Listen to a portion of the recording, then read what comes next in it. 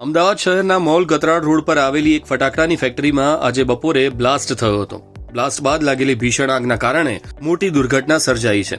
આ ઘટનામાં 8 જેટલા લોકોના મોત થઈ ગયા છે, જ્યારે અન્ય 10 વ્યક્તિઓ ગંભીર રીતે ઇજાગ્રસ્ત થઈ છે.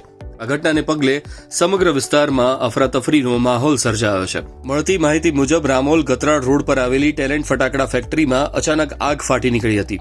મહેમૂદપુરા વિસ્તારમાં આવેલી આ ફેક્ટરીમાં આગ લાગવાનું કારણ સ્પષ્ટ થઈ શક્યું નથી, પરંતુ ફટાકડાનો જથ્થો હોવાથી આગે ઝડપથી વિકરાળ સ્વરૂપ ધારણ કરી લીધું હતું.